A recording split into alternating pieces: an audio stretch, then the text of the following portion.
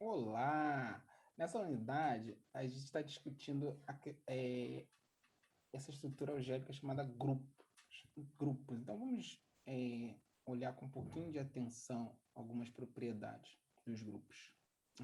A palavra grupo, ela geralmente dá essa ideia, a primeira ideia que vem à nossa cabeça quando fala grupo, né? Principalmente se não for uma pessoa que é matemática ou está estudando matemática, são grupos de pessoas, ou grupos de objetos. No caso de grupo de pessoas, para a gente poder fazer uma analogia com a definição de grupos de matemática, a gente poderia dizer que quem seria o conjunto? Conjunto seriam pessoas, seres humanos, como a gente está vendo aí.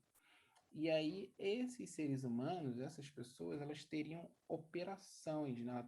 Ela teria uma operação definida. Por exemplo, aí, dar as mãos, ser capaz de dar as mãos, ser capaz de se comunicar, de pedir ajuda.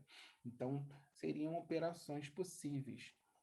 Seria uma operação possível dentro desse grupo humano, para fazer uma associação aí com a definição feita em matemática. Então, um grupo de seres humanos seria composto por elementos do conjunto de seres humanos, ou um grupo, né, de pessoas, mais a operação da comunicação, do pedir ajuda, ou de se comunicar, né?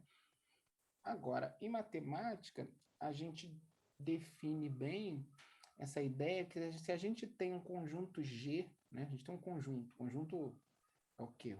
Um agrupamento de elementos, uma quantidade de elementos com propriedades semelhantes. Então, se a gente tem ali um determinado conjunto G. E aí, se a gente fizer toda a aplicação que a cada dois elementos de um conjunto associa um outro elemento, ou qualquer elemento também no conjunto G, isso é uma operação. Então, a primeira parte mostra isso. Se eu pegar qualquer elemento de G e eu quaisquer dois elementos de G e associar a esses dois elementos um outro elemento também faz parte de G, isso é um grupo. Né? Isso é uma operação, e a operação tá mostrada abaixo. Ó. Eu tenho dois elementos x e y, a operação aí seria x asterisco. Esse x asterisco levaria a um outro elemento também de G. Então, eu pego dois elementos de G, x e y. Aí eu aplico a operação asterisco. Essa operação asterisco entre x e y vai me dar um outro elemento de G. E aí, a gente pode pegar, né, seguindo essa definição, dois elementos de x e y, para com uma operação.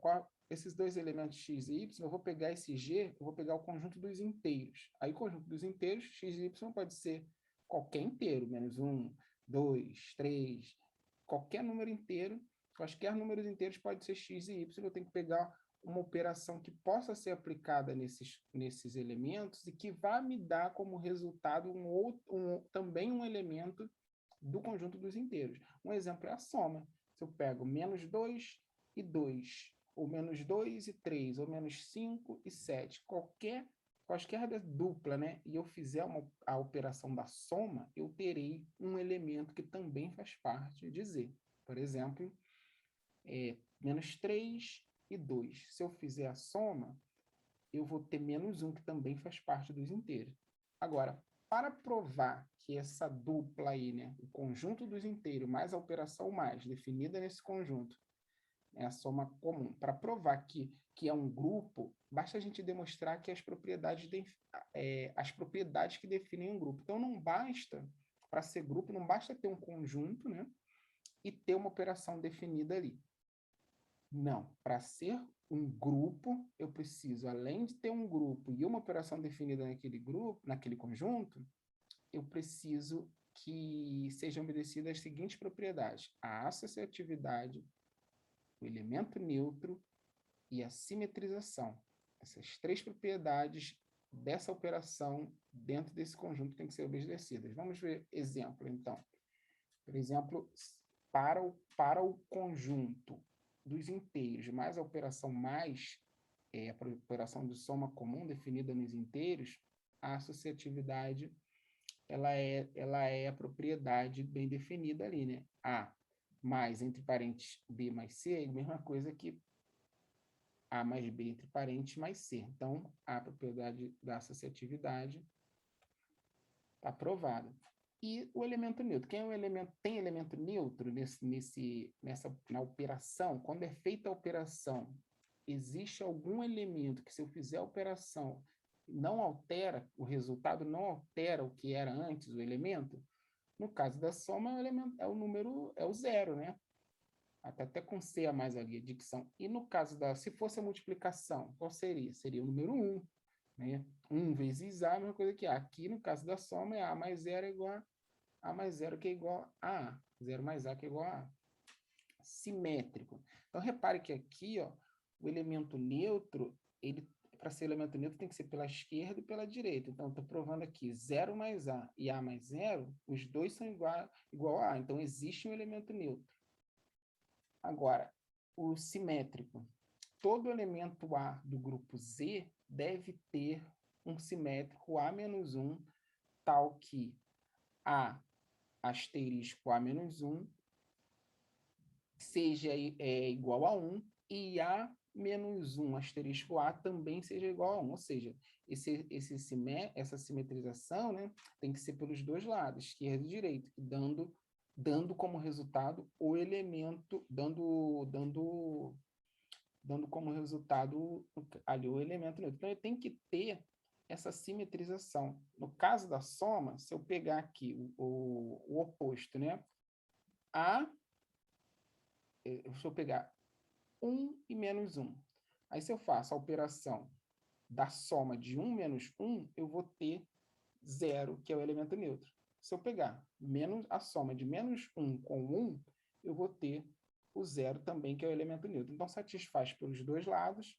Então, eu tenho aí essa simetrização. Então, esse grupo, essa dupla aí, né? Esse conjunto dos inteiros mais a operação soma simples definida dentro desse conjunto, isso é um grupo. Ele obedece às três propriedades que eu falei: associatividade, elemento neutro e simetrização. Bom, mas fique atento que a gente viu no vídeo, que no vídeo tem uma erratazinha, teve uma errata. No vídeo, no vídeo dessa unidade, o professor define, por engano, grupo abeliano como sendo um grupo que obedece à propriedade associativa. Você deve ter percebido isso. Então, a gente viu que qualquer grupo tem que obedecer à propriedade associativa, tem que ter o elemento neutro, tem que ter a simetrização. Então, não é isso que vai fazer o grupo abeliano, que ser um grupo especial, ser um grupo diferente. Na verdade, o que a gente vai ter é que todos os grupos devem, para ser grupo, ele tem que ter essa propriedade associativa, né? Agora, o grupo abeliano é a mesma coisa que grupo comutativo. Então, o que caracteriza o grupo abeliano e o diferencia dos não abelianos, né, é exatamente essa propriedade comutativa. Além da associatividade do elemento neutro, você tem um conjunto de números que tem, além da associatividade do elemento neutro e da simetrização, se ele tiver também a comutatividade, aí a gente diz que ele é abeliano. No caso dos inteiros, tem, né? No caso dos inteiros, ele também tem aqui a comutatividade.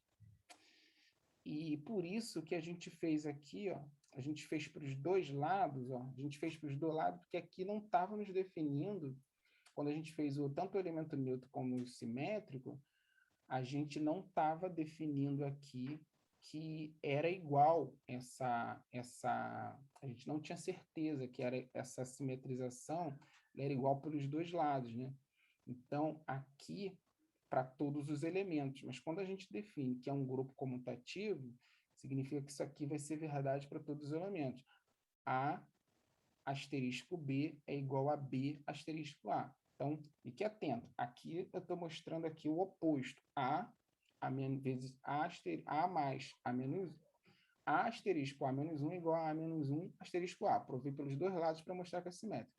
Mas agora, se eu pegar quaisquer dois elementos que eu faço, A asterisco B é igual a B asterisco A, isso significa que esse grupo ele é comutativo. E é isso que a gente chama de abeliano.